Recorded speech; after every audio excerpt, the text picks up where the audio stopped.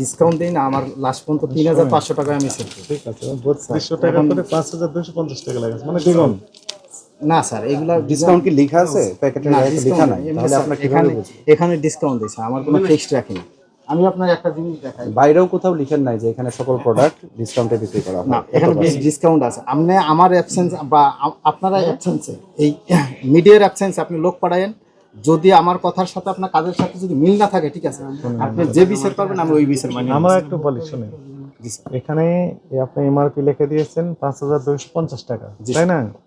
এই পর্যন্ত আপনি নিতে পারবেন, এ পর্যন্ত নিতে পারবেন আইন অনুযায়ী। কিন্তু যদিও আইন লঙ্ঘন করছেন, কারণ আপনার এই এমআরপি দেওয়ার এখতিয়ার আপনার নাই।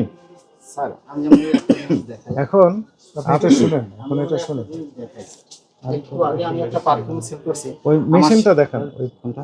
এমআরপি লেখেন।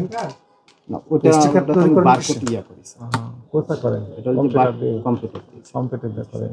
এখন আচ্ছা, 3000 দিয়ে কিনা আপনি লিখেছেন 5250। আমার একটু আগে স্যার আমি একটা 7800 টাকা আমি বিক্রি করছি 5500 টাকা। আমার লাভ হয়েছে কত জানেন স্যার? আমার লাভ হয়েছে ওটা আমি 1000 টাকা লাভ। দেখান, আমাকে দেখান, কাগজ দেখান। ওইটার স্যার ওই কাগজ আছে, মেমো দিয়েছেন ওনাকে? আবার ক্রয়ের মেমো দেখাতে হবে, ক্রয়ের মেমোটাও দেখাতে হবে।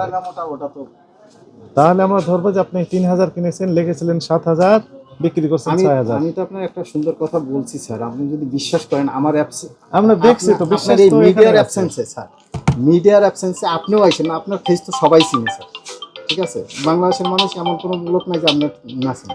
ঠিক আছে, কিন্তু আপনার অ্যাবসেন্সে আপনি একজন লোক পাঠাবেন, যদি কেউ বলে যে এখানে আমি ডিসকাউন্ট দিই না স্যার, আপনি যা বিচার করবেন আমি ওই বিচার মানি। ডিসকাউন্ট কোথা থেকে দেন? দ্বিগুণ এখান দাম থেকে, লিখে তারপর ডিসকাউন্ট দিচ্ছে। এখানে স্যার অনেকে সবাই এখন কম্পিটিশন মার্কেট স্যার, এখন 2 টাকা ইনকাম করা আর কি লাভ করা খুব ডিফিকাল্ট স্যার, খুবই ডিফিকাল্ট।